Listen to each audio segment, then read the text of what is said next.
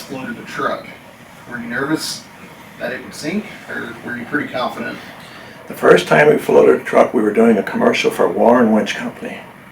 And it's down at Black River. They wanted us to back into the water, you know, with the front tires and rear tires underwater, and the winch Like was you're gonna, stuck, you know, you're like this. Yes, and the truck was going to pull us out. And we backed in the water, and the front tires, now the back tires didn't go down. You backed in the water, yeah. Mm-hmm. Yeah, and they says, well, back up so the rear tires go, or pull forward, whatever, to get the rear tires. The rear tires would not come down. We backed up further, and all four tires were floating. I mean, they did their commercial okay with that, but then he and I, afterwards, says, we got to do more of this. We backed up, and the truck actually floated around, and that's the way we found out that it floated. And it wasn't scary because, you know, we could walk in the water. It wasn't that deep, but it was enough that the truck would float on it. We took it out, I believe, the Lake of the Ozark with Chuck Toad's place down there. Yeah, it's 0 outside. 0 degrees. I mean, it's cold. Yes. And I don't know why we did that. I don't have an idea. Why did we do that? I have no idea. So and I'm in the back with full coveralls on, acting like I'm fishing. But he's tooling around Lake of the Ozarks, and it's deep there. Yes. You know, it's deep there, so it's not shallow anymore. So if it was going to mess up, we could have been in trouble. And we would hit the water, we'd probably died trying to swim with full coveralls on. You know, but you don't think about that when you're having fun, right? No. And I remember when we pulled out of that thing, we had to pull it up immediately on a trailer and chain it down because everything froze solid. All the, you know, the brake lines, everything froze solid. So we had to get it up on the trailer before we couldn't move it anymore. Yeah. It froze up. Bring it back to the shop and drain everything. Then we put duals on it and floated it like Pontchartrain. Yeah. Down there for And he tried promotion. floating in one of the heavier trucks, BIGFOOT 7 or 6, I forget which one it was. and it tried to turn over on you. Water started coming in the passenger It's door. heavier, so it was deeper in the water, and it just wanted to flip over. And which several other monster trucks did. They did flip. Yeah. It's one in California. It's on there when it just flips over the guy standing on the tire. Yeah. And what we had to do with the heavier trucks was Cardiff Giant. Yeah, It Cardiff was Giant. Cardiff Giant. That's what it Did that. was. Yeah, it was the first guy to. So, oh man. What we That's found out bad. with the heavier truck, we had to run duals on them because they actually, with the singles that were too heavy, they go down too deep in the water, and the water don't want to flip you over. So, but we even tried floating one time. We put a 22-inch military, what do you call those? Duck. Propellers on it, what they call it, and we put the propeller on the back of the truck. It didn't help. You know, maybe an ounce, but no. The concept was 4th of July in St. Louis, down the riverfront, big 4th of July extravaganza. 1 million people down there. Yeah. I mean, it's huge. And we were going on the Illinois side and motor across and come out on the Missouri side and drive up. It would have been a great thing. We talked to the Army Corps of Engineers and asked them how about the current, because the current narrows down St. Louis, the channel does. What's a 6 mile an hour current? He said, boys, if you don't get at least 7, 8 miles an hour, you're going to end up down in Tennessee somewhere. So naturally, we tried to do that. The tires, there's so much trucking on why their tires wouldn't paddle themselves that fast. No. So we tried this propeller. They tried a bigger propeller. Yeah. And nothing we tried worked, so we gave up on that idea. Yeah. So kind of going back to the whole floating thing, Jim, would you like to touch on your experience of trying to float across the lake at Tacoma Fairgrounds down in Illinois? Man, that was that was experience. It was the Corn Fairgrounds, big, beautiful horse track, and just got a moat around it with water, you know, and a little island out there, and it's all good looking. And it had a big fair going on, and one day I'm pulling the sled, one day I'm floating, next day I'm pulling the sled. Well, I'm floating that day. I get out there, and the engine misfires.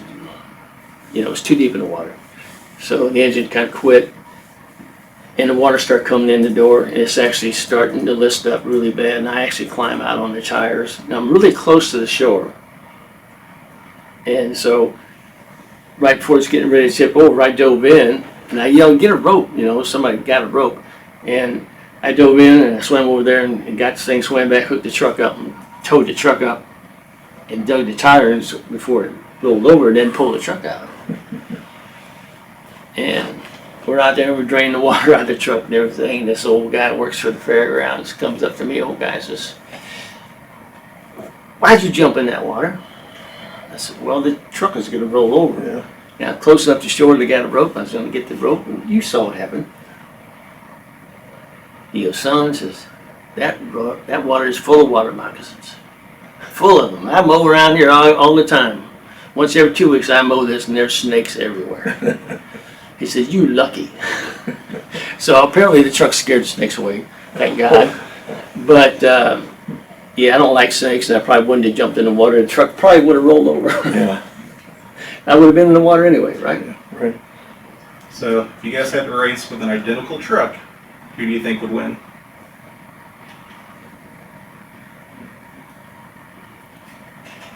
I had to find So out we're one day, saying. huh? So we're saying. He's done a hell of a lot more racing than I have. I had an advantage where I have a lot more seat time. Experience, yes. And I raced him. I was racing the shuttle, and you were racing what? Bigfoot 4, 8? No, it wasn't 8. One of the older trucks in Houston Astrodome. it was one of the older trucks. I mean, it was 4. Yeah, it Four. probably would have been 4. And I almost beat him.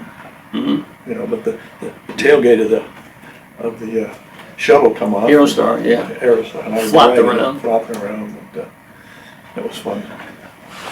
But I think Jim would win. Get the experience. When Bigfoot number 5 was built, why did you guys go the route of using Godzilla as the base truck? Well, it was available. That was probably the main reason. It was already there. It was built, and all we end up doing is putting another frame underneath it, made it twice as high.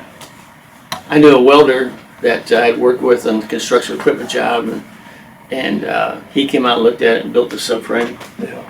He put the 2 frames together. We actually ran it before. Well, we ran it before with Before just that, with on a just- regular chassis. Yeah, we put up big wheel extensions that are about this long, and it would just literally tear those hubs apart. And it looked stupid. Yeah. It looked stupid. I mean, here's this truck, you can't even see the truck. Yeah. And me as a driver inside there, I mean, I always drive my arm out the window. Because that tower's right there. If it broke off, as I take my arm off. Yeah. But it wasn't very functional. And I never thought that the ladders, I think, well, I don't know if that's going to work either, but it worked great. Yeah. Yep. So it needed to be more functional. It needed to be, the tires needed to come in, Yeah. and the truck needed to go up for that to happen. And this is a time when I'm basically on the road all the time. I come back and I see this and I see this and go together, and finally it got together. And I tell you what, the truck drove really nice. For being what it is. The most asked question of that truck is, does it run? Yeah. And How do you get in it? it runs very well. Yeah. Yeah. Mm. And how do you get in it? Yeah. But by jacking it up like that, Bobby, made it 100% functional then. Yeah. We crushed cars But with that it. puts you a lot higher in the air. You drove it most of the time. So, Yeah, but it was a little spooky at first, and then it's like, okay, it's another truck. yeah. It's just a different parameter. Yeah. And you start driving a truck, you get a good feel about it, and I always had a good feel about that truck. It did what I wanted to do, and I mean, we didn't drive it crazy, Yeah. but Well, as tall as that truck was, as high as you were sitting in it, you'd run up a curb with one tire, and you'd go about 2 feet this side. You get a curb on the other side, you go about 2 feet the other side. Mhm. That much leverage on that height. it had that effect on it.